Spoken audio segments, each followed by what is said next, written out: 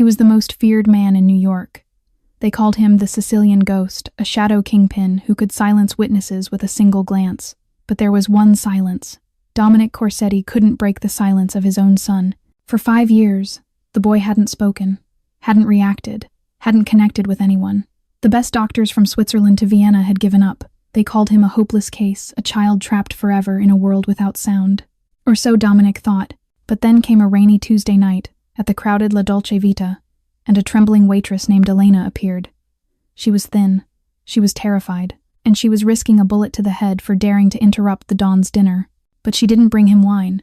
She didn't bring a menu or an apology. She pulled from her worn apron a strange object, a battered metal rod, engraved with a single letter no one understood. What happened next didn't just silence the room. It brought the Mafia boss, a man who hadn't shed a tear in 36 years, to his knees, and changed the New York underworld forever. Elena Hart woke up screaming. Her body shot upright in the darkness, drenched in cold sweat, her heart pounding against her ribs like a trapped animal. The nightmare still clung to her, the screech of tires, the blinding headlights, the sickening crunch of metal against metal, and the silence that followed. She pressed her palms against her eyes, forcing herself to breathe. In, out, in, out.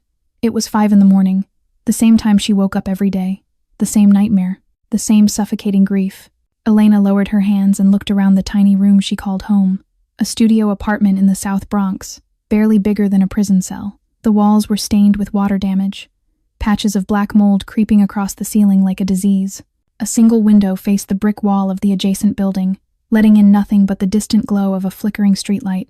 The radiator had stopped working 3 weeks ago. The landlord hadn't bothered to fix it. Elena slept in 2 sweaters and a coat she'd found at a thrift store for $3. This was her life now.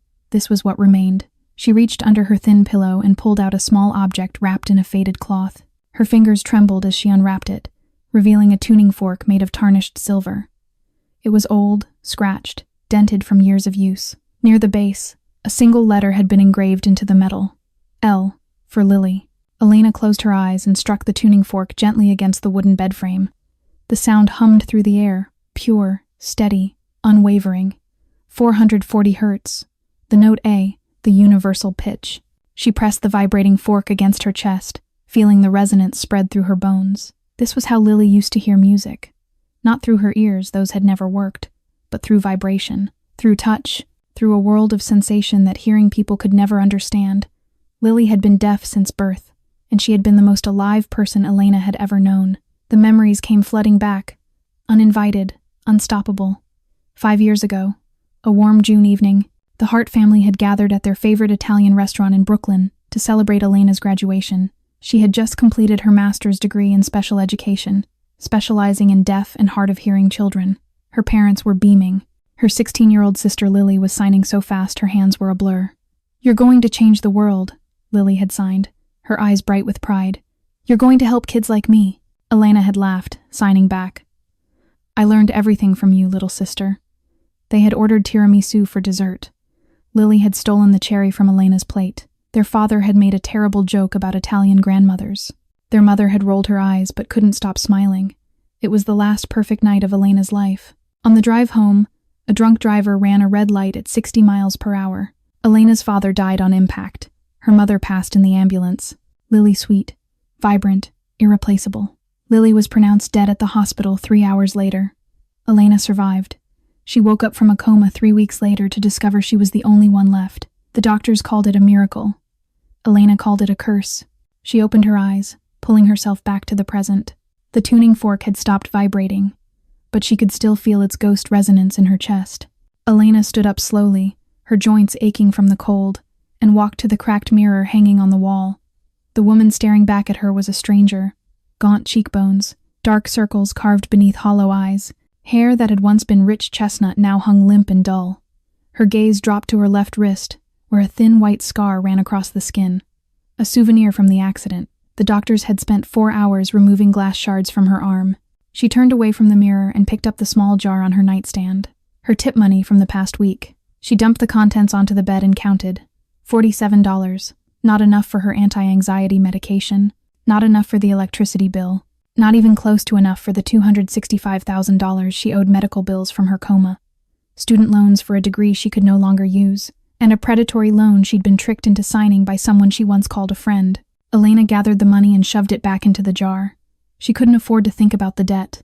If she thought about it, she would drown. She picked up the tuning fork and wrapped it carefully in its cloth. Then she walked to the corner where her waitress uniform hung on a nail, a white blouse with a small tear in the sleeve, black pants worn thin at the knees, and an apron she'd washed so many times the fabric was starting to fray. Elena slipped the tuning fork into the apron's front pocket, pressing her hand against it for a moment. "Lily always goes with me," she whispered. Then she began to get ready for work. Tonight was Tuesday, and something told her it was going to be a long night. The rain had started by the time Elena arrived at La Dolce Vita. She stood outside for a moment, staring up at the restaurant's elegant facade. Crystal lights glowed warm behind floor-to-ceiling windows. Well-dressed couples laughed over glasses of wine that cost more than her weekly salary. A doorman in a crisp black coat held an umbrella for a woman draped in diamonds. Elena pulled her thin jacket tighter and slipped around to the service entrance. Inside, La Dolce Vita was everything her life was not. The main dining room sparkled beneath 3 massive crystal chandeliers, each one worth more than her entire debt. The walls were paneled in dark mahogany imported from Italy.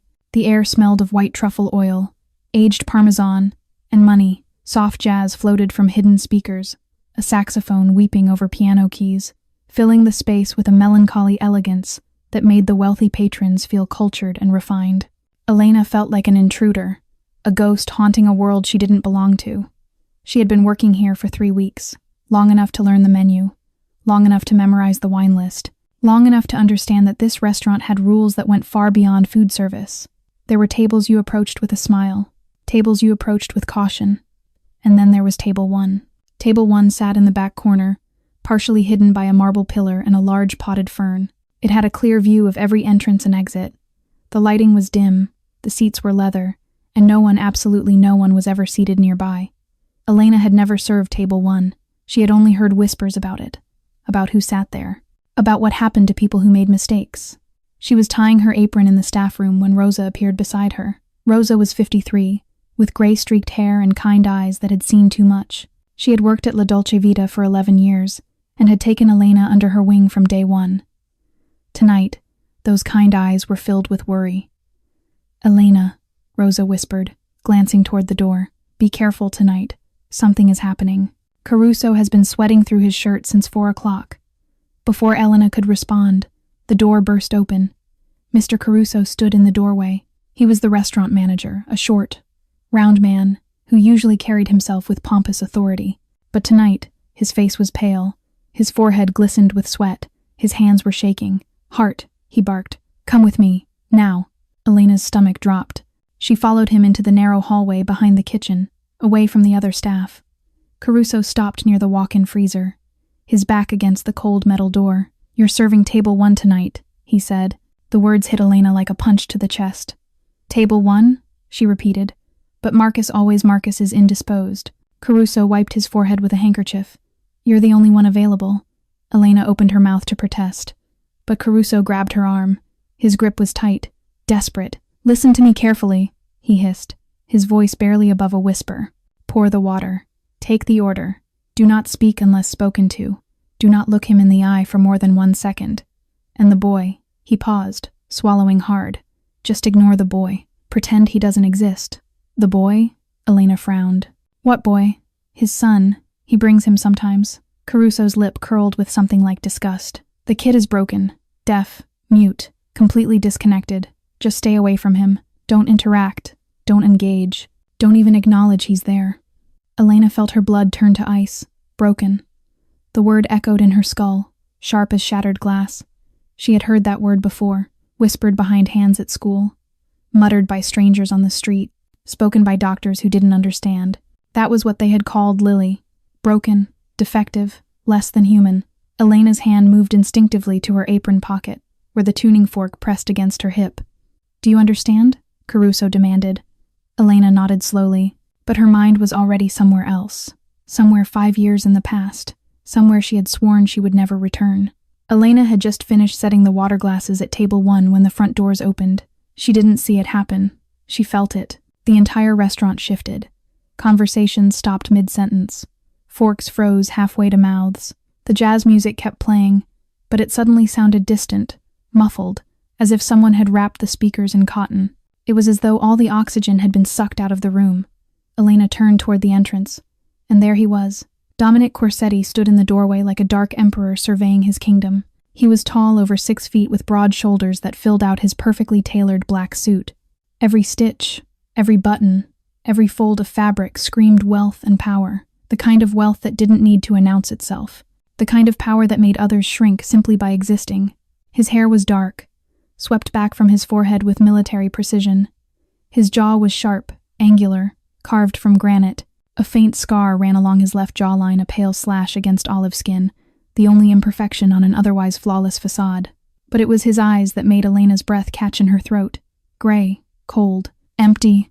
They swept across the restaurant like searchlights, methodical and precise, cataloging every face, every movement, every potential threat. There was no warmth in those eyes, no curiosity, no humanity, just calculation. Elena had seen predators at the zoo, lions pacing behind glass, wolves watching from their enclosures. They had that same look, patient, intelligent, utterly without mercy. Dominic Corsetti didn't look at people. He assessed them, measured them, decided whether they were useful or disposable. Behind him, 2 men entered, bodyguards, mountains of muscle stuffed into suits that strained against their shoulders. The one on the left had a shaved head and a neck thicker than Elena's thigh. The one on the right was slightly smaller but moved with a dangerous grace, a fighter's walk, balanced and ready. Elena heard Rosa whisper his name.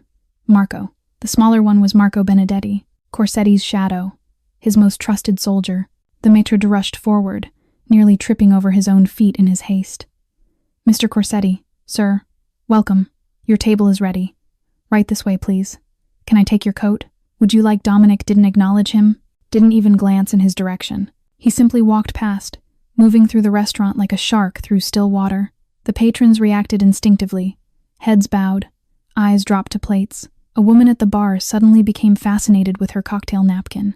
A man near the window developed an intense interest in his breadbasket. No one made eye contact. No one dared. Elena watched as Dominic approached table 1. He didn't wait for the maitre to pull out his chair. He simply sat, claiming the space as if he had conquered it. Marco positioned himself near the kitchen entrance, his eyes scanning the room in a continuous loop. The other bodyguard took station by the front door, arms crossed, face expressionless. Caruso appeared beside Elena, his breath hot and panicked against her ear. Water, he hissed. Now, and remember what I told you. Elena nodded, but her eyes remained fixed on the man at table 1. She had served senators. She had served celebrities. She had served men who thought they were important. But she had never served anyone who made the air itself feel afraid. Dominic Corsetti pulled out his phone and began scrolling, utterly indifferent to the terror he had just inflicted on an entire room. And Elena realized she hadn't seen him enter with a child. Then Elena saw him. A small figure appeared in the doorway, almost lost in the shadow of the 2 bodyguards. He had been hidden behind their massive frames, invisible until now. A boy, no more than 5 years old. He wore a miniature version of his father's suit, black jacket, white shirt, tiny black tie knotted too tightly around his small throat. His dark hair had been slicked back with gel, forced into an unnatural shape that made him look like a doll, a puppet dressed up to match his master. But that was where the similarity to his father ended. Where Dominic had entered with the confidence of a conqueror, this child moved like a wounded animal. His shoulders were hunched, his head ducked low, his small hands were pressed tightly against his ears, palms flat against the sides of his skull, as if he were trying to block out a sound that only he could hear. He wasn't walking, he was stumbling. His feet shuffled across the marble floor in uneven, uncertain steps. His eyes, dark and enormous in his pale face, darted frantically around the room. Not curious, not exploring, terrified. Elena felt her heart clench. She had seen that look before. She had seen it in the children at the school for the deaf where she had trained. She had seen it in Lily when they were in crowded places, shopping malls, subway stations, anywhere with too many people and too much sensory chaos. The boy wasn't reacting to sound. He was reacting to everything else. The vibrations of footsteps on the floor, the flickering of candlelight, the movement of bodies around him, the overwhelming assault of a world he couldn't hear, but could feel pressing in from every direction. Sensory overload, that's what her professors had called it. When the world becomes too much, and the mind starts to drown. Elena watched as the boy approached table 1. Dominic was already seated, scrolling through his phone, not even glancing at his son. "Sit down, Matteo," he said without looking up. The boy didn't respond.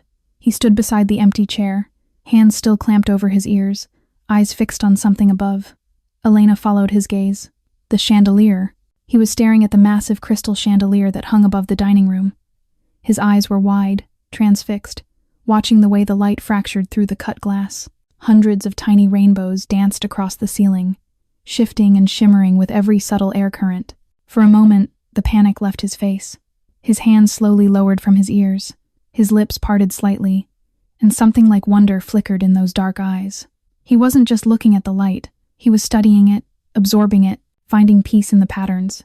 Elena understood instantly. The chandelier was predictable, constant. Unlike the chaos of the restaurant, the light followed rules he could understand. It was a lifeline in a world that made no sense. "Matteo." Dominic's voice cut through the air like a blade. Sharp, impatient, cold. The boy flinched. His hands flew back to his ears. The wonder vanished from his face, replaced by that familiar animal fear. "I said sit down." Dominic finally looked up from his phone, his gray eyes hard with irritation. "Now!" Matteo scrambled into the chair, nearly knocking over a water glass in his haste. He sat rigidly, shoulders drawn up to his ears, eyes fixed on the tablecloth. His small fingers began picking at the edge of his napkin, a repetitive motion, back and forth, self-soothing. Another behavior Elena recognized.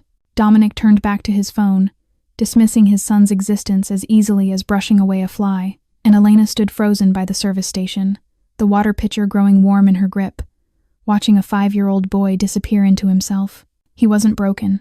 He was drowning, and no one at that table could see it. Elena took a deep breath. Her fingers tightened around the crystal water pitcher, knuckles turning white. The ice inside clinked softly, a delicate sound that seemed absurdly loud in the suffocating silence of the restaurant. She could feel Caruso's eyes boring into her back from across the room. She could see Rosa watching from the service station, rosary beads moving silently between her fingers.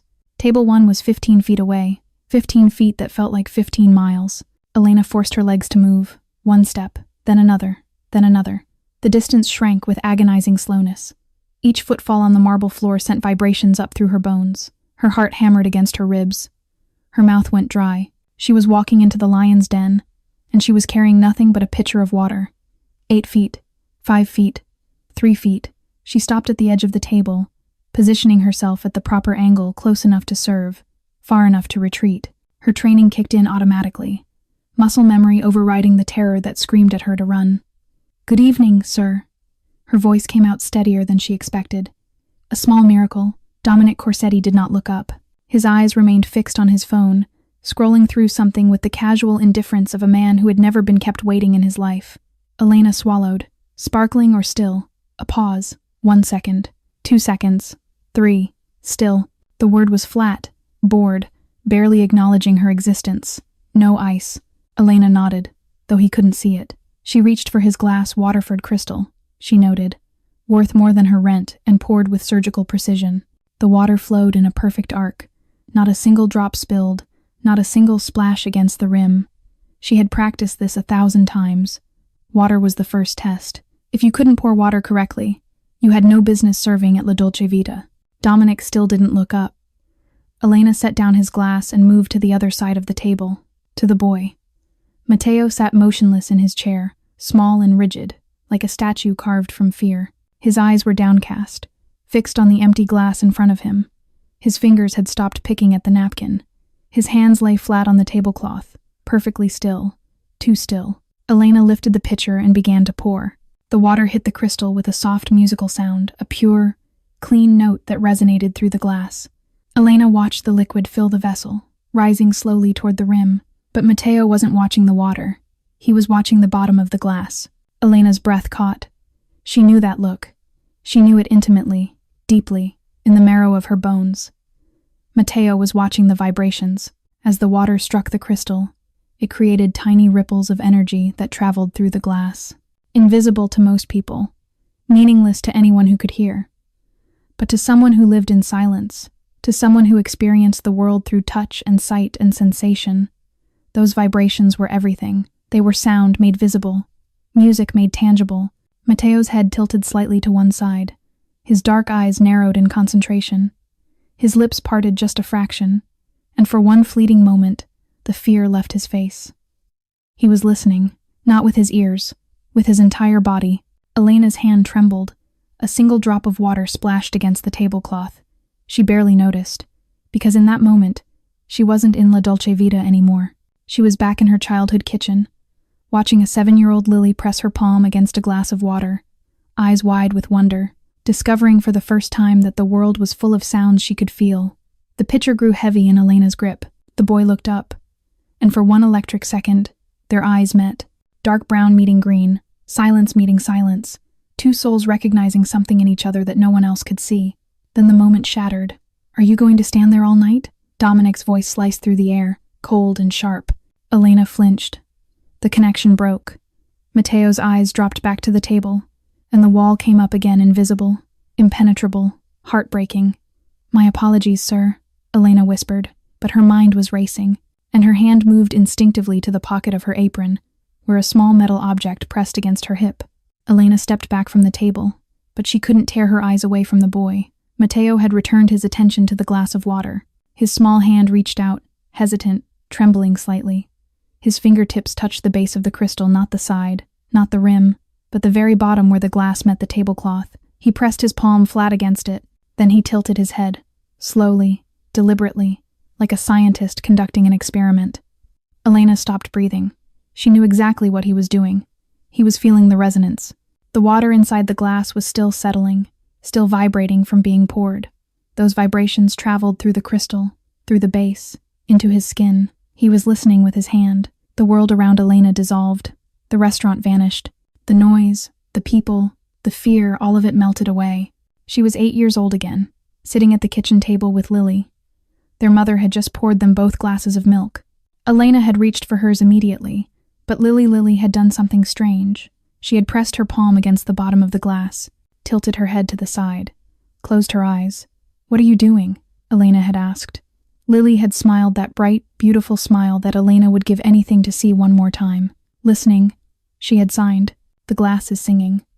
Elena had thought her sister was crazy, but she had pressed her own hand against her glass anyway, just to see, and she had felt it, the faintest hum, the ghost of a vibration, traveling through the crystal into her bones. That was the day Elena learned that deaf people weren't living in silence. They were living in a different kind of music. Now, 20 years later, she watched a 5-year-old boy discover the same secret. His eyes were closed. His lips were slightly parted. His entire body was focused on that single point of contact between his palm and the glass. For one perfect moment, he looked peaceful. Then a hand shot out and grabbed his wrist. "Stop that!"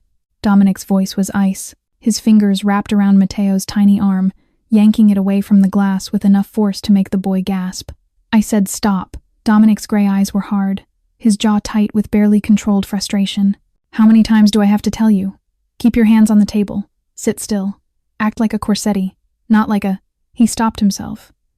But the unspoken word hung in the air, heavy and cruel, not like a freak, not like an animal, not like something broken. Matteo didn't cry. He didn't protest. He didn't even flinch. He simply disappeared. Elena watched it happen in real time. The light went out of his eyes. His face went slack, expressionless. His body seemed to fold in on itself, shoulders curling inward, chin dropping to his chest. He had retreated, gone somewhere deep inside himself where his father's words couldn't reach him, where the world couldn't hurt him. It was a survival mechanism. Elena had seen it before, in children who had been hurt too many times. They built walls inside their own minds, fortresses of silence. Matteo had been building his for 5 years. Dominic released his son's wrist and turned back to his phone, dismissing the moment as if it had never happened, as if he hadn't just crushed something fragile and precious beneath his heel. Elena stood frozen, the empty pitcher clutched against her chest. The word echoed in her skull, the word Caruso had used, the word the world had used for Lily, broken. But looking at Matteo, at the way he had touched that glass, the way he had tilted his head, the way he had found music in silence, Elena knew the truth. This boy wasn't broken. He was extraordinary, and he was drowning in a world that refused to see it. The words escaped before Elena could stop them. "He likes to feel the vibration, sir." The moment the sentence left her lips, Elena knew she had made a terrible mistake. The restaurant went silent, not the gradual hush of fading conversations, but an instant, Absolute silence, as if someone had pressed a mute button on the entire world. Forks stopped moving, glasses froze halfway to lips. Even the jazz music seemed to fade into nothing. Every eye in La Dolce Vita turned toward table 1. From across the room, Elena heard a strangled sound. She didn't need to look to know it was Caruso. The manager was gripping the edge of the bar, his face the color of spoiled milk, looking like a man watching his own execution. Marco, the bodyguard, had straightened from his position by the kitchen door. His hand moved almost imperceptibly toward his jacket, toward something hidden beneath the fabric, but Elena couldn't focus on any of that, because Dominic Corsetti was looking at her. He raised his head slowly, like a predator disturbed from its meal. His gray eyes locked onto hers with an intensity that made her blood turn to ice. There was no anger in that gaze. Not yet. Just a cold, calculating curiosity, the look of a man deciding whether to crush an insect or simply brush it aside. "What did you say?" His voice was soft, dangerously soft, the kind of soft that came before violence. Elena's heart slammed against her ribs. Every survival instinct screamed at her to apologize, to bow, to flee. She could feel the weight of the room pressing down on her shoulders, suffocating her with the collective terror of everyone watching. But then she looked at Matteo. The boy sat motionless in his chair, eyes empty, spirit extinguished, a ghost in a 5-year-old body. And something inside Elena snapped. "The water, sir." Her voice trembled, but she forced herself to continue. "When it hits the glass, it creates a resonance, a vibration that travels through the crystal. Your son was feeling it with his fingertips." Dominic's eyes narrowed. Feeling what? The sound. Elena gripped the pitcher so hard her knuckles ached. He can't hear it with his ears, but he can feel it through his skin. The vibration, the frequency. It's how he experiences stop. The word cut through her explanation like a knife. Dominic leaned back in his chair, his face hardening into stone. When he spoke again, his voice was cold enough to freeze fire. "My son was born deaf, miss." He paused, waiting. "Hart," Elena whispered. "Elena Hart. Miss Hart." He pronounced her name like a verdict. "My son cannot hear. He cannot speak. He cannot connect with the world around him. I have spent 5 years and more money than you will ever see in your lifetime consulting the best specialists on 3 continents. They all agree on one thing." He leaned forward, and Elena saw something flicker behind those gray eyes, something that looked almost like pain. "He is broken. Irreparably. Permanently. Broken." The word hit Elena like a slap. "Do not presume," Dominic continued, his voice dropping to a lethal whisper, "to tell me what my son feels. You are a waitress. You pour water. That is all you are qualified to do. So pour the water, take the order, and keep your opinions to yourself." He turned back to his phone, dismissing her. The conversation was over. Elena knew she should retreat. She should apologize and disappear, and pray that Caruso didn't fire her on the spot. That was the smart thing to do, the safe thing. But Elena Hart had stopped being safe 5 years ago, on a night when everything she loved was torn away. "He's not broken." The words came out stronger than she intended, loud enough for nearby tables to hear. Dominic's head snapped up. "He's not broken," Elena repeated, her voice shaking with a mixture of fear and fury. "He's not defective. He's not less than. He's just listening in a different way. And if you took 5 minutes to learn his language, instead of trying to force him into yours, you might actually hear what he's trying to tell you." The silence that followed was deafening. Dominic stared at her. His face was unreadable. His eyes were storm clouds gathering on the horizon. Elena stared back, and in his small chair, Matteo slowly lifted his head. The moment passed, but nothing was the same. Dominic didn't respond to Elena's outburst. He simply stared at her for a long, terrible moment, then turned away and answered his ringing phone. Rapid Italian poured from his lips, harsh, commanding, dismissive. Elena retreated to the service station, her legs trembling beneath her. She had just talked back to the most dangerous man in New York. She should be dead. She should at least be fired. But she was neither. Caruso materialized beside her, his face purple with rage and fear. "Are you insane?" he hissed. "Do you have any idea what I know?" Elena cut him off. "I know." She didn't have the energy to argue. Her eyes remained fixed on table 1, on the small boy sitting alone while his father conducted business that was more important than his son's existence. The restaurant had grown busier. The dinner rush was in full swing now. More patrons filled the tables. More conversations layered over each other. More silverware clinked against plates. More footsteps crossed the marble floor. More chaos. Elena watched Matteo carefully. She could see the signs building, the subtle tension in his shoulders, the way his fingers began tapping against his thigh in an irregular rhythm, the slight tremor in his lower lip. He was starting to rock, back and forth, a gentle motion at first, almost imperceptible, a boat on calm waters. But the waters weren't calm anymore. The bass from the jazz music thumped through the floor. A waiter dropped a tray of glasses near the kitchen, the crash sent vibrations rippling across the room. A group of businessmen at a nearby table burst into loud laughter. Every sound was a wave, every vibration was an assault, and Mateo was drowning. The rocking grew faster, more urgent. His hands flew to his ears, pressing hard against his skull. His eyes squeezed shut, his mouth opened in a silent scream. Dominic noticed. He lowered his phone, irritation flashing across his face. Mateo. The boy didn't respond. Couldn't respond. He was lost in the storm. Mateo. Stop that. Dominic's voice hardened. Stop it right now. The rocking continued. Faster. More desperate. Dominic slammed his palm against the table. The sound cracked through the restaurant like a gunshot. Glasses rattled. Silverware jumped. Every head turned toward table 1. Matteo! I said stop. The boy's body went rigid. His eyes flew open wide, wild, filled with pure animal terror.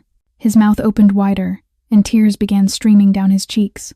Silent tears, soundless sobs, a child screaming without making a noise.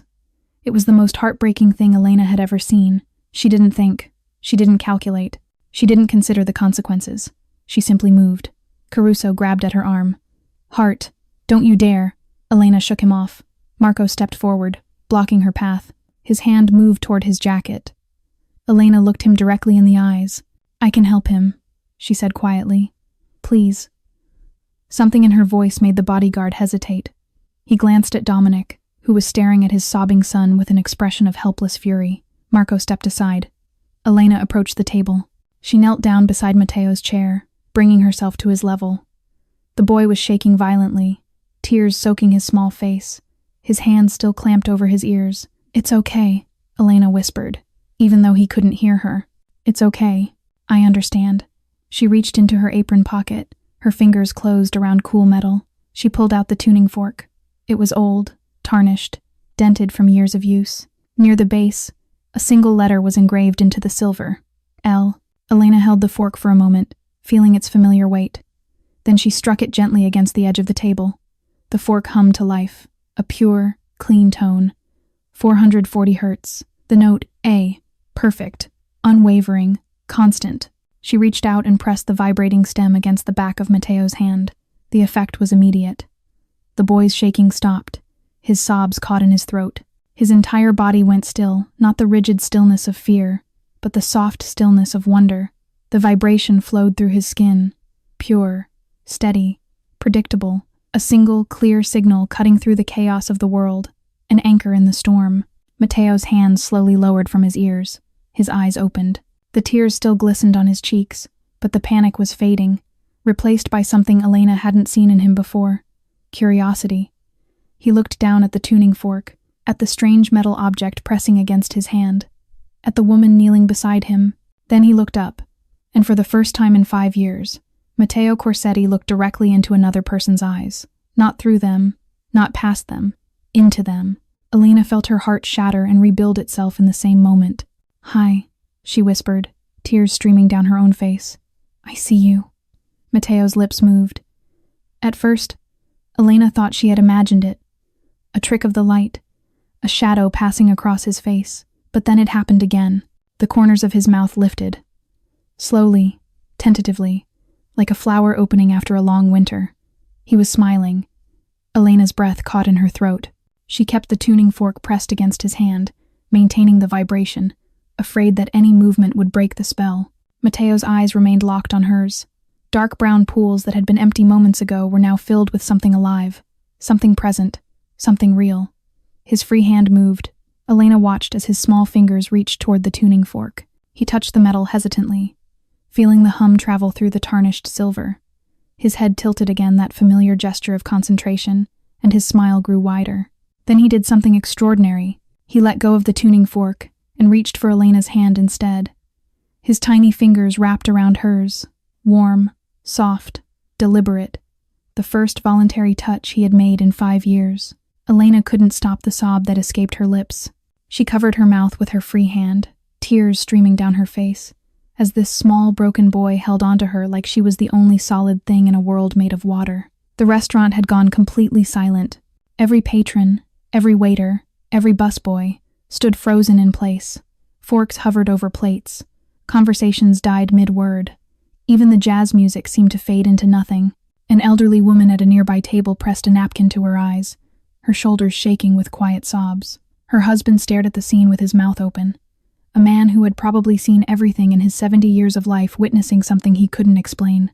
Rosa had both hands clasped over her heart, tears cutting silver tracks down her weathered cheeks. Even Marco, the stone-faced bodyguard who had killed men without blinking, stood motionless, something unreadable flickering behind his dark eyes. But Elena wasn't looking at any of them. She was looking at Dominic Corsetti. The Mafia boss hadn't moved from his seat.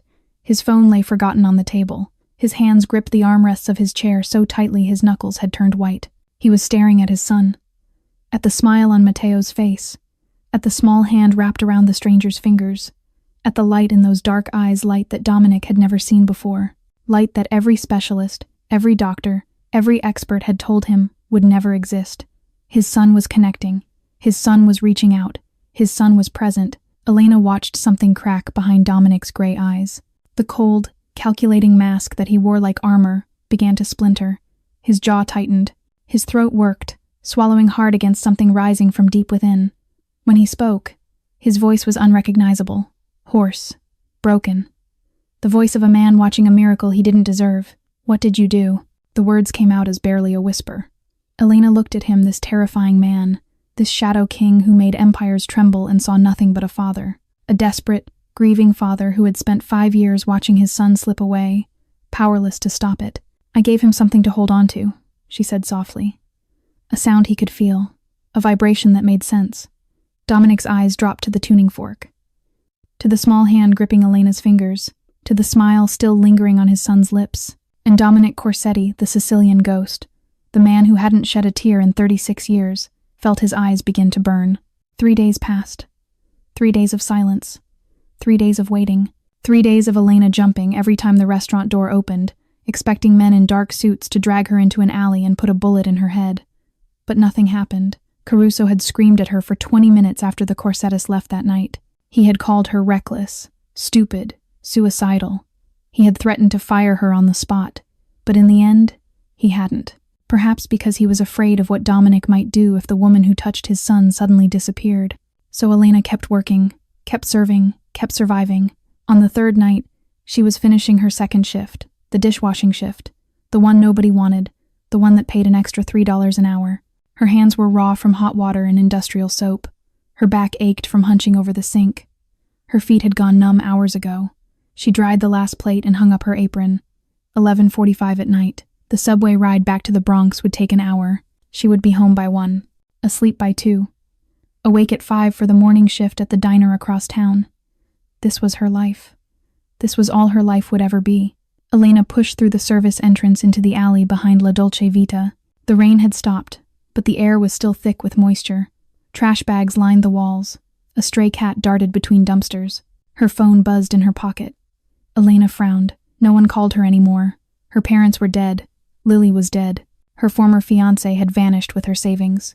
She had no friends, no family, no one who would notice if she disappeared tomorrow. She pulled out the phone. Unknown number. "Hello? Miss Hart." A male voice. Calm, professional, familiar. "There is a black car waiting at the end of the alley. Mr. Corsetti would like to speak with you." The line went dead. Elena's blood turned to ice.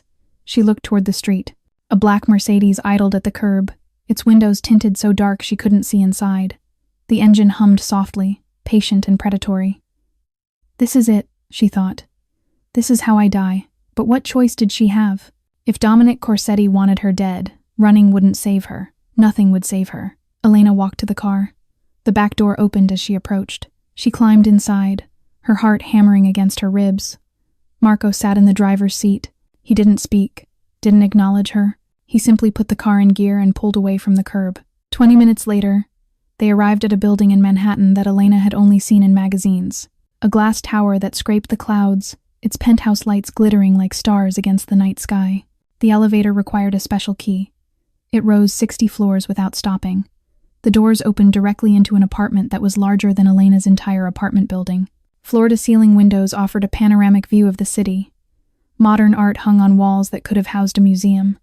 Everything was marble and glass and cold money. Dominic Corsetti stood by the window, his back to her. He wore a simple black sweater and gray trousers. No suit, no armor. He looked almost human. "Sit," he said without turning around. Elena sat on the edge of a leather couch that probably cost more than her annual salary. Dominic turned to face her. His gray eyes studied her for a long moment, unreadable. "Elena Marie Hart," he began. 28 years old, master's degree in special education from Columbia University, specializing in deaf and hard-of-hearing children. Graduated top of your class, hired immediately by the Lexington School for the Deaf. Then, 5 years ago, you disappeared. Elena's stomach dropped. He had investigated her. Of course he had. Your parents died in a car accident, Dominic continued, his voice flat, clinical. Your sister, too. You spent 3 weeks in a coma. When you woke up, you were alone and $265,000 in debt. Medical bills. Student loans. A predatory loan co-signed by a man named Kevin Marshall, who subsequently emptied your joint account and vanished. Elena said nothing. There was nothing to say. You currently live in a condemned building in the South Bronx. You work 2 jobs. You eat leftover food from restaurant kitchens. You haven't filled your anxiety medication prescription in 4 months because you can't afford it. Dominic walked toward her, stopping a few feet away. And 3 nights ago, you did something that no specialist, no doctor, no expert has been able to do in 5 years. You made my son smile. Elena looked up at him. What do you want from me? I want you to teach him. Dominic's voice was steady, but something flickered behind his eyes. Move into my home. Work with Matteo full-time. I will pay you $15,000 a month, and I will clear your debt. All of it, immediately. Elena stared at him. The number didn't make sense. None of this made sense. Why? She whispered. Dominic was silent for a long moment. When he spoke again, his voice was different. Softer, almost broken. Because I have tried everything, every specialist, every treatment, every experimental therapy money can buy. None of it worked. None of them could reach him. He paused. You reached him in 30 seconds with a piece of metal from your apron. He knelt down in front of her, bringing himself to her eye level. The most powerful man in New York, kneeling before a waitress. You are my last hope, Miss Hart. Please. Elena thought about the money, the debt erased, the life restored. But that wasn't why she said yes. She said yes because she could still feel Matteo's small fingers wrapped around hers. She could still see the light in his eyes when the tuning fork touched his skin. She could still hear the echo of Lily's voice in her memory, signing words she would never forget. You're going to help kids like me. Yes, Elena said. I'll do it. Elena moved into the Corsetti mansion on a Sunday morning. A black SUV arrived at her Bronx apartment at 8 o'clock sharp. She had packed everything she owned into 2 suitcases and a cardboard box. It took less than 15 minutes to erase all evidence that she had ever lived there. The driver didn't speak during the 40-minute journey to Long Island. Elena watched the city give way to suburbs, then to sprawling estates hidden behind iron gates and ancient oak trees. The Corsetti property appeared at the end of a private road, a limestone mansion that looked like it had been transported from the Italian countryside. Manicured gardens stretched in every direction. A fountain carved with angels stood in the circular driveway. Elena's entire apartment building could have fit inside the front entrance. A housekeeper named Maria led her to her room on the 2nd floor. Elena stopped in the doorway, unable to move. The bedroom was enormous, larger than her apartment, larger than any space she had occupied in 5 years. A king-sized bed dominated one wall, draped in white linens that looked softer than clouds. French doors opened onto a private balcony overlooking the gardens. A marble bathroom gleamed through an archway to the left. Is everything satisfactory, Miss Hart? Maria asked. Elena couldn't find words. She simply nodded. When Maria left, Elena stood alone in the center of the room, feeling like an intruder, like a stray dog that had wandered into a palace and was waiting to be thrown out. She unpacked slowly. Her clothes looked shabby hanging in the massive closet. Her toiletries seemed pathetic arranged on the marble bathroom counter, but 2 items she placed with care. On the nightstand beside the bed, she set a framed photograph. Her family, taken 6 years ago at Lily's 16th birthday party. Her father's arm around her mother, Elena and Lily making silly faces at the camera. Everyone laughing, everyone alive. Beside the photograph, she placed the tuning fork.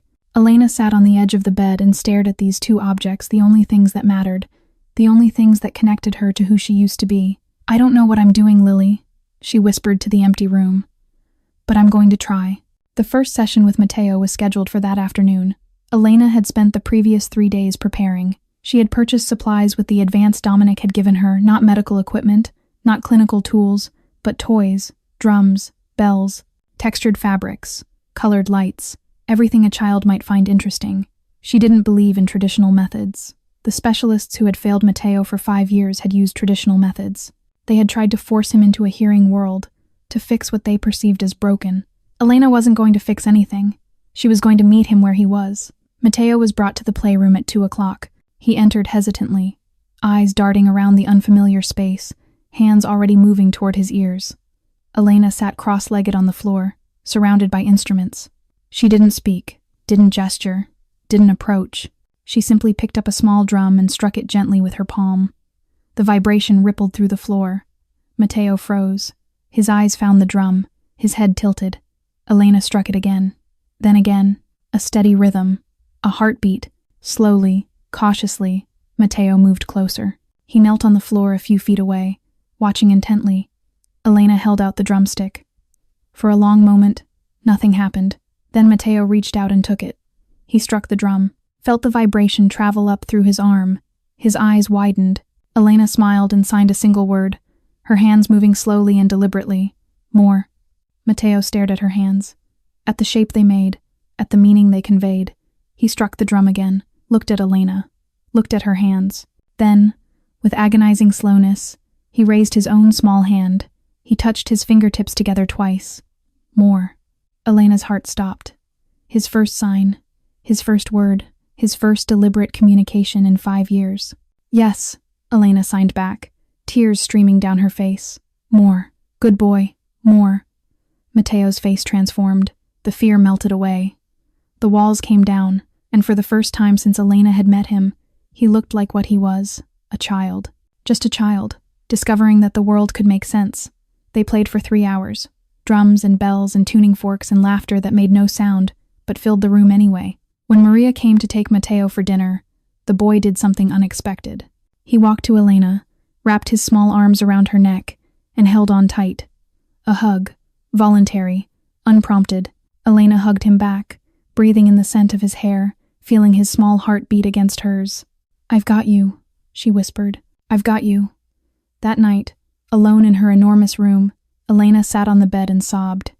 She cried for Matteo, for the years he had lost, for the connection he was finally finding. But mostly, she cried for Lily, for the sister who had taught her everything, for the girl who had shown her that deaf didn't mean silent, for the voice she would never hear again, the hands she would never hold, the smile she would never see. "I couldn't save you," Elena whispered to the photograph on her nightstand. "But maybe I can save him." The tuning fork glinted in the moonlight.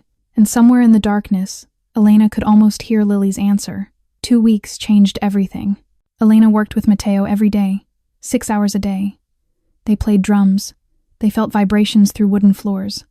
They learned signs, simple ones at first, then more complex. They laughed without sound and communicated without words. Matteo's vocabulary grew from 1 sign to 10, then 20, then 50. More, play, happy, light, music, Elena. He learned her name on the 4th day, made the sign for it, an E drawn across his chest every time she entered the room. His face would light up, his arms would reach for her, and Elena would scoop him up and spin him around until they were both dizzy with joy. The transformation was miraculous. The hollow-eyed ghost who had stumbled into La Dolce Vita was disappearing. In his place emerged a curious, playful, brilliant little boy who was hungry to learn everything about a world that finally made sense. Dominic watched it all. Not in person. He was rarely home during the day, consumed by business that Elena didn't ask about and didn't want to know. But every night, after Matteo went to sleep, Dominic sat alone in his study and watched the security footage. He watched his son laugh. He watched his son play. He watched his son reach for Elena with an eagerness he had never shown anyone, not the nannies, not the doctors, not his own father. Dominic would sit in the darkness, whiskey untouched beside him, watching the same clips over and over. Matteo signing more. Matteo hugging Elena. Matteo smiling, actually smiling, as he discovered the vibration of a piano key pressed against his palm. The emotions that churned through Dominic's chest were complicated. Gratitude, yes. This woman had done what specialists couldn't. She had reached his son, pulled him back from whatever void he had retreated into. But beneath the gratitude was something darker, something that tasted like ash on his tongue. Jealousy. His son loved this stranger. His son trusted this stranger. His son reached for this stranger with open arms and an open heart. And Dominic? Dominic was the man who grabbed his wrist and told him to stop. The man who shouted. The man who called him broken. The shame was suffocating. On the 15th day, Elena made a request. Have dinner with us. Dominic looked up from his desk. What? Matteo and I eat together every night. He's been asking about you. She paused. He learned a new sign today. I think he wants to show you. Dominic wanted to refuse. He had a conference call with associates in Sicily. He had reports to review. He had 1,000 excuses lined up like soldiers. But Elena was looking at him with those green eyes, and he couldn't say no. Dinner was awkward. The three of them sat at a table designed for 20. Dominic at the head, Elena to his right, Matteo to his left. The food was exquisite. Maria had prepared Matteo's favorite pasta, but Dominic barely tasted it. He didn't know what to do, how to act. He had spent 5 years keeping his distance from his son, convinced that Matteo couldn't understand him anyway. That connection was impossible. Now he sat 3 feet away from a boy who was looking at him with expectation. Matteo set down his fork. His small hands rose. Dominic watched, confused. As the boy made a sign, his thumb touching his forehead, fingers spread wide. Then Matteo pointed directly at Dominic. Elena's breath caught. Her hand flew to her mouth. What? Dominic asked. What did he say? Elena's eyes were glistening. He said, Dad. He just called you Dad. Dominic stared at his son. At the small hand still frozen in the air. At the eyes, his wife's eyes watching him, waiting for a response. Something cracked inside Dominic's chest. Something that had been frozen for 5 years. He stood abruptly. The chair scraped against the floor. Excuse me, he said, his voice rough. I need to. He didn't finish the sentence. He walked out of the dining room, down the hallway, into his study. He closed the door, locked it, and there, alone in the darkness, Dominic Corsetti pressed his back against the wall, slid to the floor, and wept. No one saw him. No one heard him. But for the first time in 5 years, the Sicilian ghost felt something other than cold. Elena couldn't sleep. She had tried for hours, tossing, turning, staring at the ceiling of her enormous room while shadows danced across the walls. But every time she closed her eyes, she saw Dominic's face at dinner, the shock, the pain, the way he had fled from the table like a man escaping a fire. At 2 a.m, she gave up. She pulled on a sweater and stepped onto her balcony, hoping the night air would quiet her racing mind. The garden below was silver in the moonlight. Somewhere in the distance, an owl called into the darkness. Elena leaned against the railing and breathed. Can't sleep either? She spun around, heart leaping into her throat. Dominic stood on the adjacent balcony, his balcony, she realized, connected to the master suite. He wore a wrinkled shirt, sleeves rolled to the elbows. His hair was disheveled. A glass of whiskey dangled from his fingers, half empty. He looked nothing like the terrifying Mafia boss she had met at La Dolce Vita. He looked tired, human, lost. I'm sorry, Elena stammered. I didn't mean to disturb, you didn't. He took a sip of whiskey, his eyes fixed on the horizon. I haven't slept properly in 5 years. Tonight is no different. Silence stretched between them, not uncomfortable, just heavy with unspoken things. Elena should have gone back inside. She should have maintained professional distance. But something in his voice, something raw and wounded, made her stay. Can I ask you something? She said softly. Dominic glanced at her. You can ask. I may not answer. What happened at dinner when Matteo signed? Dad, why did you leave? The question hung in the air. Dominic stared into his glass for a long moment. Because I didn't deserve it, he finally said. 5 years I spent trying to fix him. 5 years of doctors and therapies and experimental treatments. I never once tried to learn his language. I never once tried to meet him where he was. He took another drink. You did in 2 weeks what I couldn't do in 5 years. He should be calling you Mom. Not me, Dad. Elena felt the words pierce her chest. That's not true, isn't it? Dominic's laugh was bitter. I'm his father. I was supposed to protect him, understand him. Instead, I made him feel like a failure, like something broken that needed to be repaired. The pain in his voice was so raw that Elena forgot to be afraid of him. "Why?" she asked. "Why did you see him that way?" Dominic was silent for so long that Elena thought he wouldn't answer. When he spoke, his voice was barely above a whisper. "Because I blamed him. For his mother." Elena's breath caught. Isabella. The name came out like a prayer. My wife. She was everything. Light and warmth and everything good in my life. When she got pregnant, we were so happy. We thought Matteo was a blessing. He paused, knuckles whitening around the glass. The birth was complicated. She hemorrhaged. The doctors couldn't stop the bleeding. His voice cracked. She held him for 3 minutes, named him, kissed his forehead, then she was gone. Elena felt tears sliding down her cheeks. "I know it's not his fault," Dominic continued. "He was an infant. He didn't choose to be born. But every time I looked at him, every time I saw her eyes in his face, I remembered what I lost. And when he turned out to be deaf, when he couldn't connect, couldn't communicate, I told myself it was punishment, God's way of taking everything from me. He drained the last of his whiskey. I thought I killed her by letting her have my child, and I've been punishing both of us ever since." The confession hung between them, raw and bleeding. Elena understood, more than he could possibly know. "I have survivor's guilt too," she said quietly. Dominic looked at her. "The accident that killed my family, I was driving." The words she had never spoken aloud finally escaped. "It wasn't my fault. The other driver ran the red light, but I was behind the wheel. I walked away with scars. They didn't walk away at all." Her voice broke. "My sister Lily was 16, deaf since birth, the most alive person I've ever known. She died in my arms in the ambulance, and I couldn't even tell her I loved her because my hands were too broken to sign." The tears came freely now. Elena didn't try to stop them. "I've spent 5 years believing I should have died instead, that I'm living a life I stole from them." Silence fell. Then Dominic moved.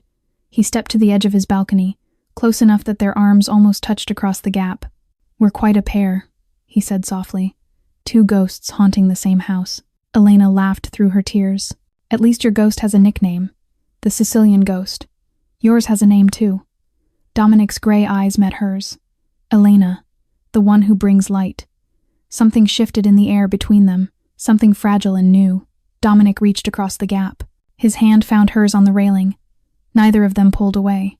They stood there in the moonlight, two broken people, two shattered souls holding on to each other in the darkness, not speaking, not needing to. For the first time in 5 years, neither of them felt alone. While Elena and Dominic found fragile hope in the moonlight, darkness gathered elsewhere. The Corsetti family meeting took place in a private room at Salvatore's, a restaurant in Brooklyn that had been owned by the family for 3 generations. 12 men sat around a mahogany table, their faces hard, their suits expensive, their loyalty bought with blood and money. Dominic sat at the head of the table. To his left was Marco, ever vigilant. To his right was Vincent Corsetti. Vinny, as everyone called him, was 34 years old, 2 years younger than his cousin Dominic. He had the same dark hair, the same olive skin, the same sharp jaw. But where Dominic's eyes were cold and calculating, Vinny's burned with something hotter. Ambition, hunger, resentment. He had been Dominic's underboss for 8 years, second in command. Always second. Always waiting in the shadow of a man he believed was weaker than himself. The meeting droned on. Territory disputes, shipping schedules, a problem with a judge who needed persuading. Vinny listened with half an ear, his mind elsewhere. He was thinking about the rumors. The whispers had started 2 weeks ago. Dominic spending more time at home. Dominic skipping meetings. Dominic distracted, unfocused, soft. All because of a boy who couldn't hear and a woman who had appeared from nowhere. When the meeting paused for drinks, Vinny leaned toward his cousin. "So," he said, his voice casual, friendly, poisonous, "I hear you've hired a new tutor for Matteo. A pretty one, from what I'm told. Brown hair, green eyes." Dominic's expression didn't change. "What of it?" "Nothing, nothing." Vinny swirled his wine. "Just surprised, that's all. You've never taken much interest in the boy's education before."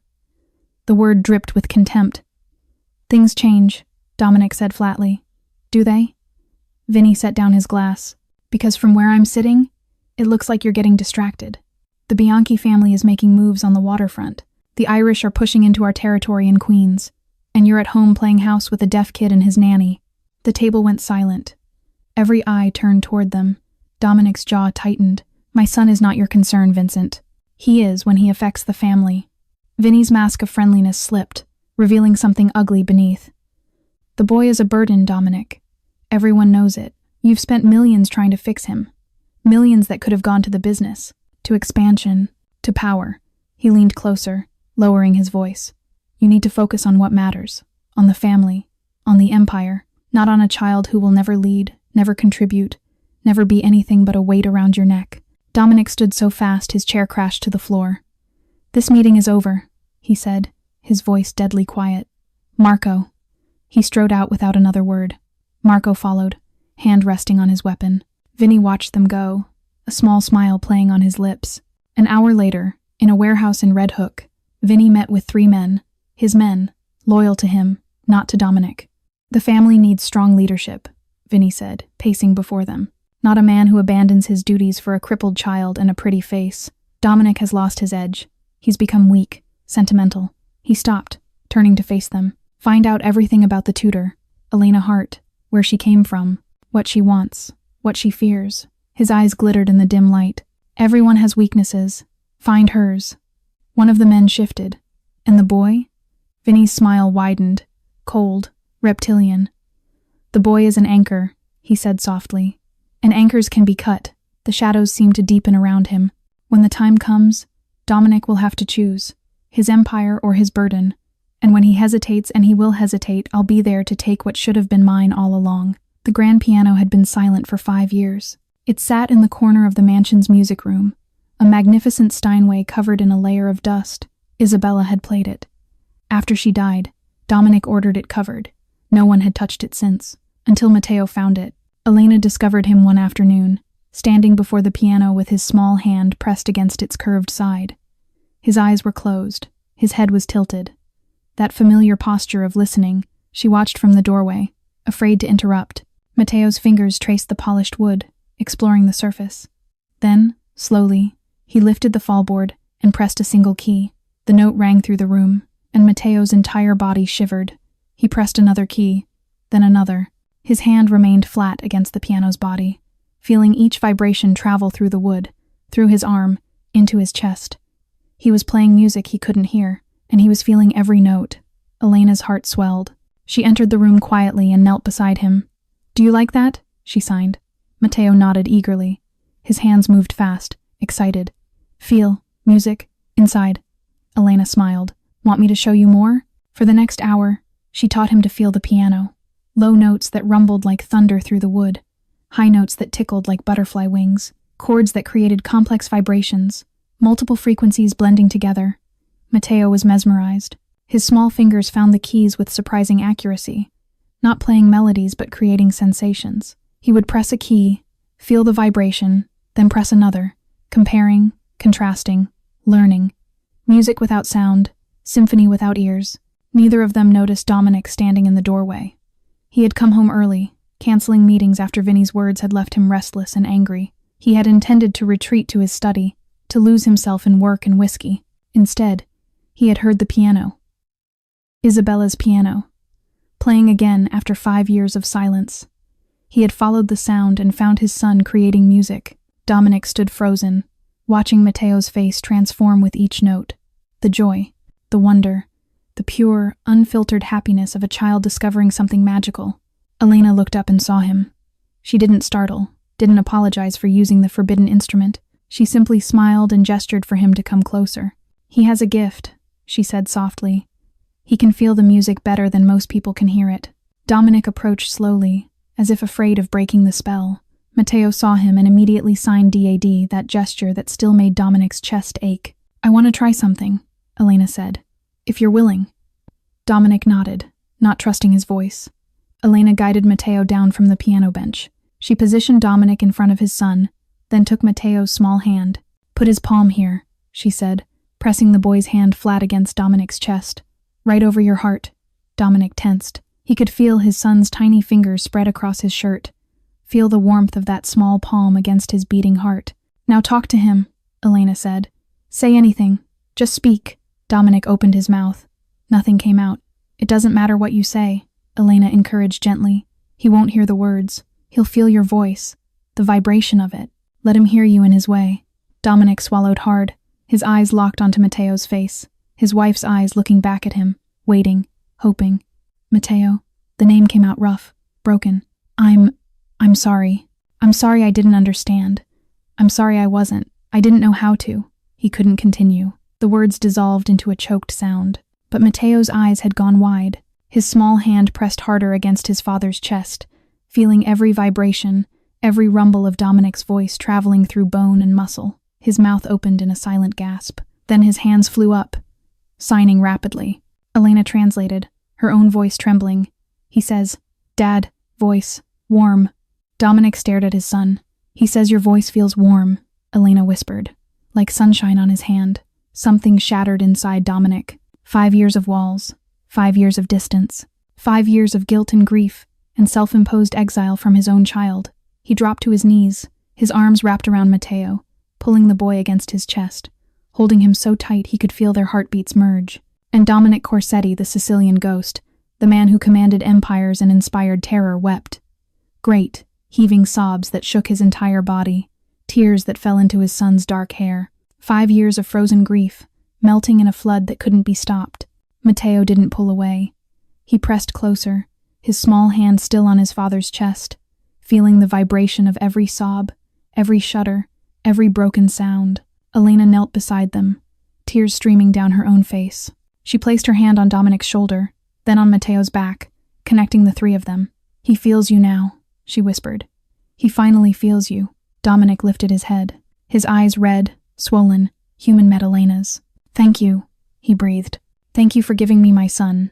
Elena took his hand, and in the music room, surrounded by silence and dust and the ghost of a woman who had loved this piano, a family began to heal. 12 weeks had passed since Elena first walked into La Dolce Vita. 12 weeks of transformation, 12 weeks of healing, 12 weeks of a broken family slowly putting itself back together. To celebrate, Dominic suggested an outing, not to a restaurant, not to a business meeting disguised as dinner, but to a place Matteo had never been, a place full of textures and colors and wonders to explore. The Brooklyn Botanical Garden. They arrived at sunset, when the crowds had thinned and the evening light painted everything in gold. Marco drove them, then took position at the entrance, ever watchful. The tropical greenhouse was Matteo's favorite. The glass structure rose like a cathedral, its walls fogged with humidity, its air thick with the scent of orchids and jasmine. Palm trees stretched toward the curved ceiling. Exotic flowers bloomed in every color imaginable. Waterfalls trickled down moss-covered rocks. Matteo moved through this jungle wonderland with pure delight. He touched everything, leaves smooth as silk, bark rough as sandpaper, petals soft as butterfly wings. His fingers traced the veins of giant ferns, felt the fuzzy surface of African violets, pressed against the cool glass where condensation beaded like tears.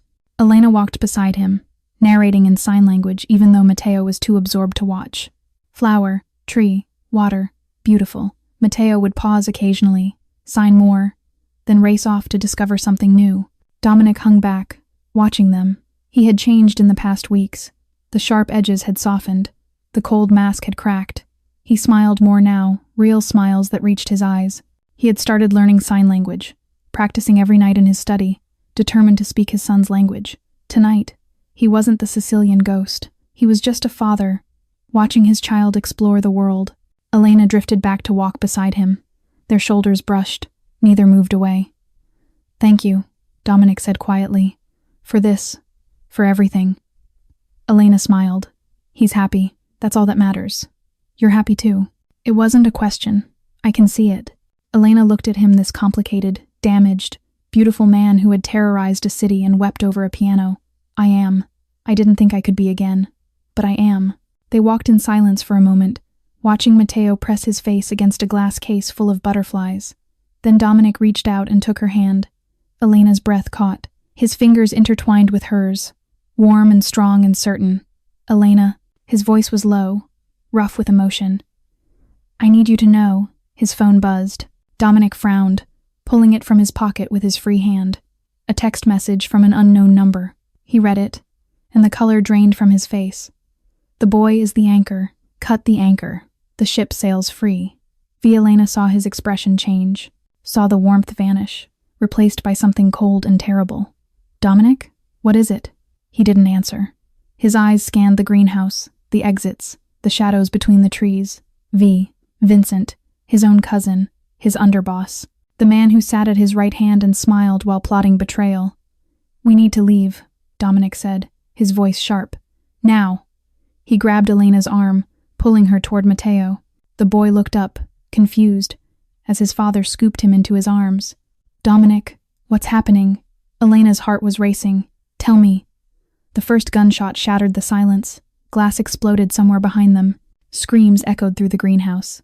More shots rang out rapid, automatic, close. Dominic threw himself behind a massive planter, pulling Elena and Matteo down with him. His hand was already inside his jacket, drawing a weapon Elena hadn't known he carried. Matteo couldn't hear the gunfire, but he could feel it, the vibrations, the chaos, the terror radiating from his father's body. His hands flew to his ears. His eyes went wide with panic. Elena pulled him close, pressing his face against her shoulder, trying to shield him from a nightmare he couldn't even hear. "Marco," Dominic shouted into his phone. "We're under attack! Greenhouse! Get the car to the service exit!" Another spray of bullets tore through the foliage above them. Leaves rained down like green confetti, and somewhere in the darkness, Vincent Corsetti smiled. Marco burst through the greenhouse doors like a force of nature. "Ambush!" he shouted, gun already drawn. "Vinny's men! They're coming from all sides." Another volley of gunfire tore through the glass ceiling. Shards rained down like deadly snow. Elena screamed, curling her body over Matteo, shielding him with everything she had. Dominic grabbed her shoulder and pulled. "Move! Now!" They ran. Crouching low, weaving between planters and palm trees, they pushed deeper into the greenhouse. Bullets whizzed past them. Glass exploded in every direction. The beautiful tropical paradise had transformed into a war zone. Matteo was trembling violently in Elena's arms. He couldn't hear the chaos, but he could feel it, every vibration, every impact, every shudder of terror that ran through the adults holding him. His mouth was open in a silent scream. "There!" Marco pointed toward a cluster of massive ferns near the back wall. "Cover!" They dove behind the thick vegetation. Dominic pressed Elena and Matteo against the wall, using his body as a shield. Marco took position beside them, scanning the shadows. "How many?" Dominic demanded. 8, maybe 10. Marco's voice was tight. "They knew we'd be here. They were waiting. Vinny." The name came out like poison. "He's here himself," Marco confirmed. "I saw him near the east entrance. He wants to watch." "Of course he does," Dominic thought. Vinny always did enjoy the show. A voice echoed through the greenhouse. "Dominic!" Elena looked up. On the metal walkway that ran along the upper level of the greenhouse, a figure emerged from the shadows.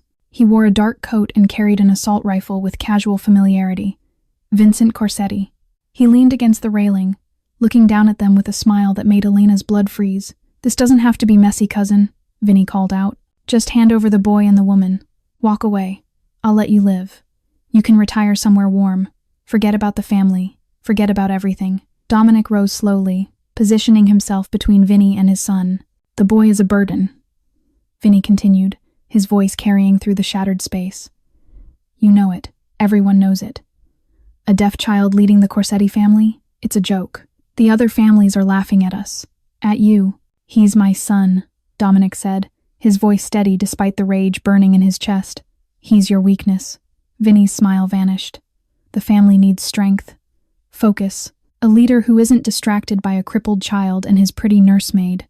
I've watched you these past months, Dominic. You've gone soft, missed meetings, ignored business. All for what? A kid who can't even hear you say his name?" Elena felt Dominic's body go rigid beside her. "You would kill your own blood?" Dominic asked. "Your own family?" Vinny laughed. "Family? That boy isn't family. He's a mistake. An anchor dragging you down, dragging all of us down." He raised the rifle. "I'm doing what needs to be done. What you're too weak to do yourself." Silence stretched between them. Then Dominic turned to Elena. His face had transformed. The softness was gone. The vulnerability had vanished. In its place was something ancient and terrible, the face of a man who had killed before and would kill again. But when he looked at Elena, at Matteo clutched in her arms, something flickered behind those gray eyes. Something human. "Elena." His voice was calm, too calm.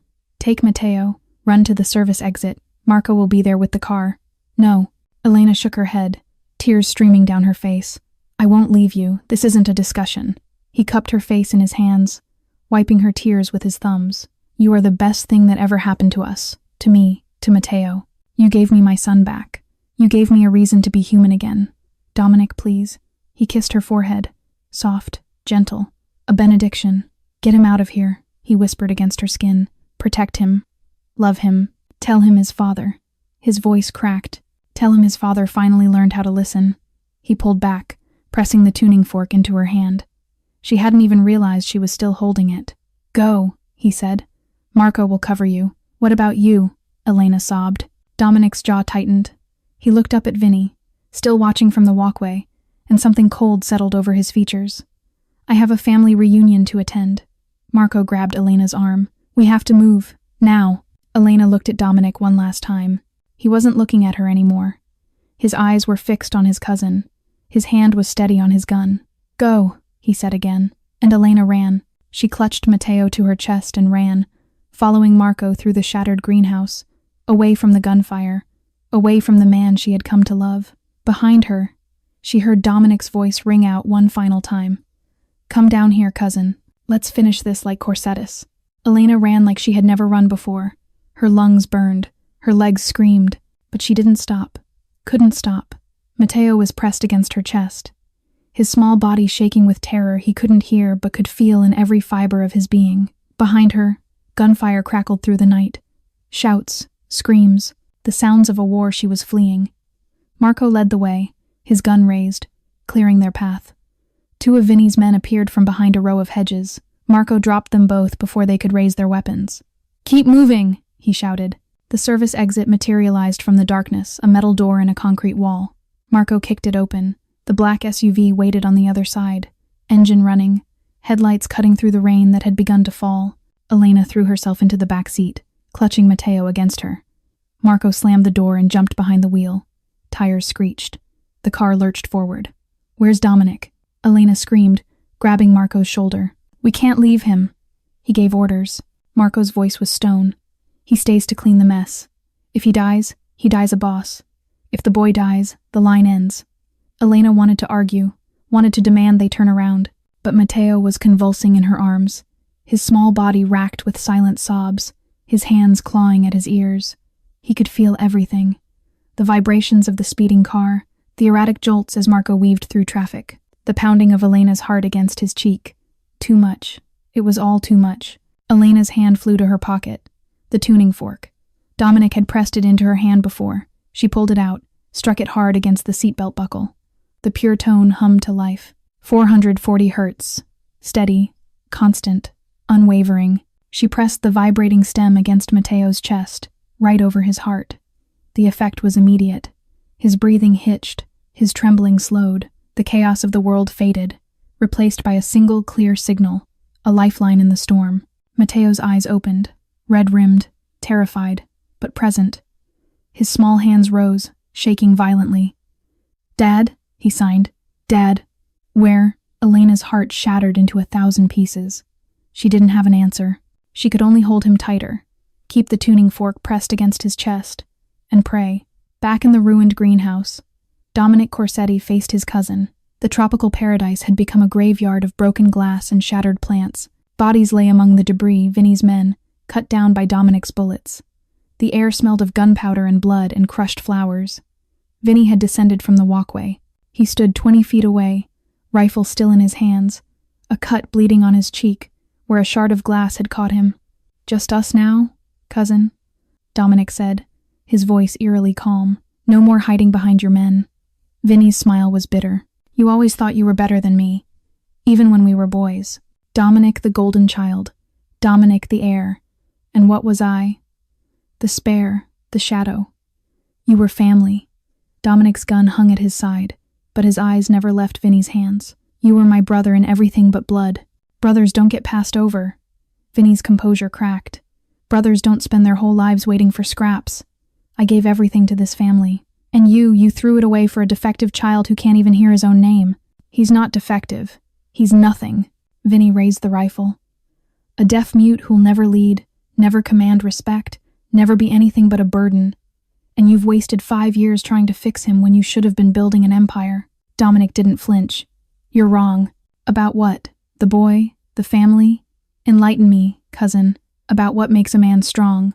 Dominic stepped forward, hands still at his sides. I spent 5 years thinking Matteo was broken, that his silence was a curse. I was wrong. His silence taught me something I'd forgotten. What? How to be soft? How to be weak? How to listen? Dominic's gray eyes locked onto Vinny's. You think strength means never bending, never feeling, never loving anything enough to lose it. But that's not strength, Vincent. That's emptiness. That's a life without meaning. He took another step. My son isn't an anchor dragging me down. He's a harbor. He brought me home when I was lost at sea. He taught me that there are things worth more than power, more than money, more than this empire you'd kill your own blood to control. Vinny's hands tightened on the rifle. Pretty words, but words don't stop bullets. No, Dominic agreed. They don't. Vinny raised the weapon, aimed at Dominic's chest. Goodbye, cousin. He pulled the trigger. Click. Nothing. Vinny's face went white.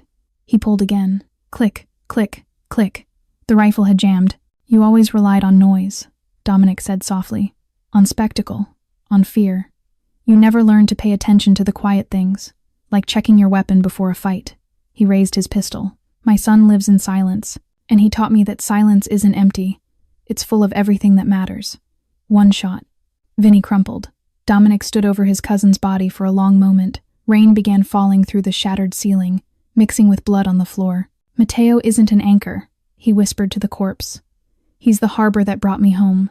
Then he turned and walked into the darkness. He had a family to get back to.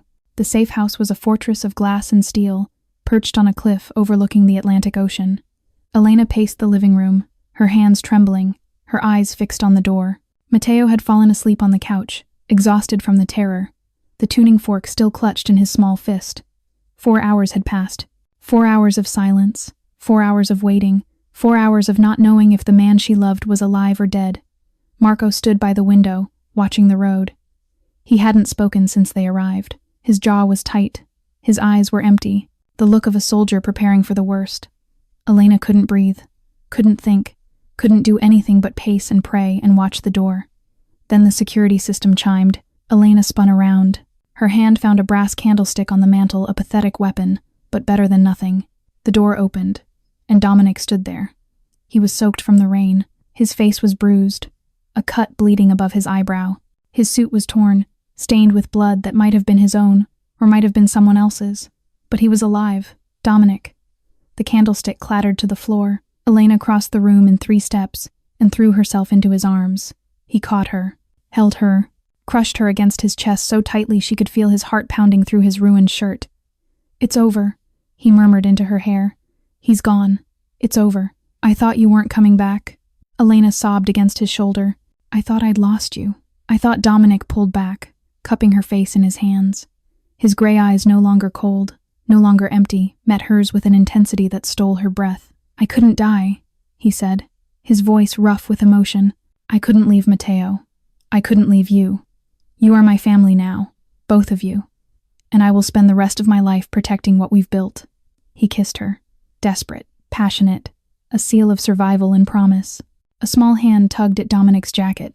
They broke apart to find Matteo standing beside them, sleep-rumpled and wide-eyed. He looked at his father, at the blood and bruises, and his lower lip trembled.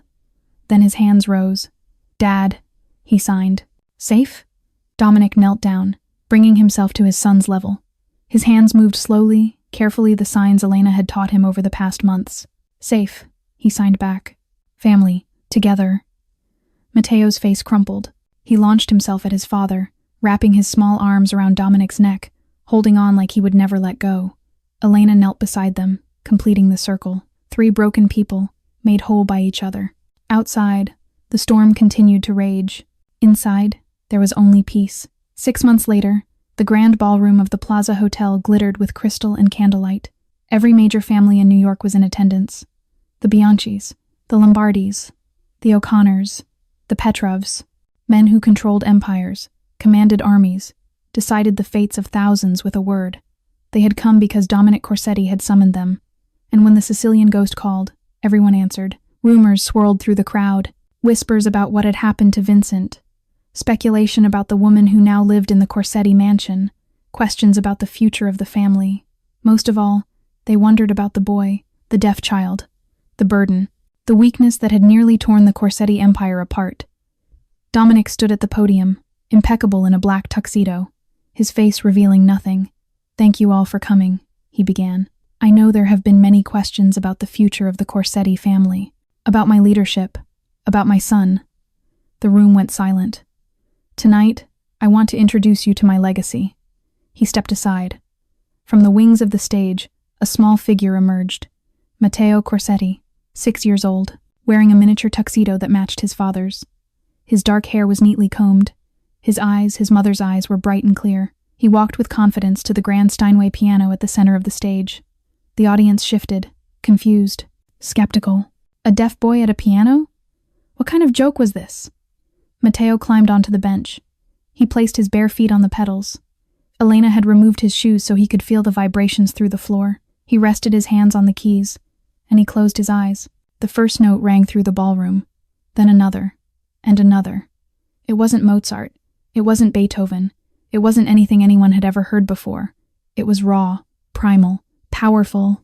Matteo played the way he experienced the world through vibration, through texture, through feeling. His left hand crashed against the bass keys, sending deep rumbles through the floor that everyone could feel in their bones. His right hand danced across the high notes, creating sharp staccato bursts that pricked like needles.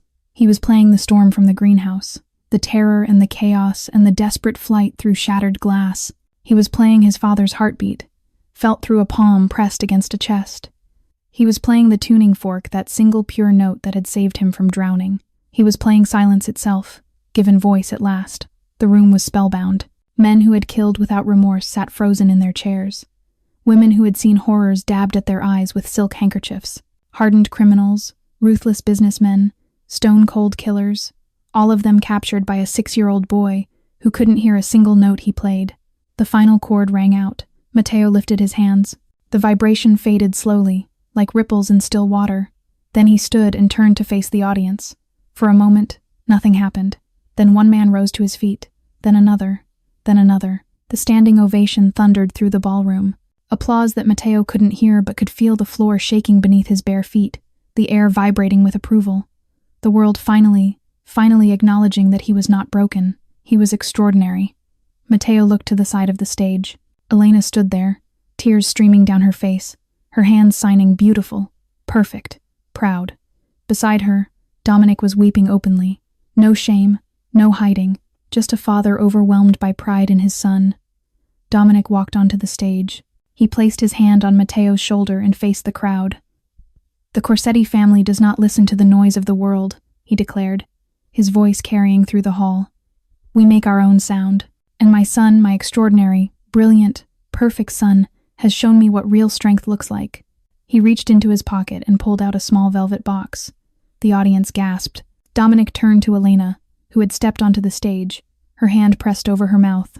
"Elena Hart," he said, "you walked into my life with nothing but a piece of metal and a broken heart. You gave me back my son. You taught me how to listen. You showed me that silence isn't empty. It's full of everything that matters." He opened the box. A diamond ring caught the light. "Will you be my family? Will you be his mother? Will you let me spend the rest of my life trying to deserve you?" Elena couldn't speak, could barely see through her tears. She nodded. Dominic slipped the ring onto her finger. The crowd erupted again, cheers and applause, and even a few wolf whistles from the back. But Elena didn't hear any of it. She was looking at Matteo, who was signing frantically, his face split by the biggest smile she had ever seen. "Family," he signed. "Together. Forever." Dominic lifted his son into his arms. Elena pressed close, wrapping them both in her embrace. 3 people, 1 family, forged in silence and sealed in love.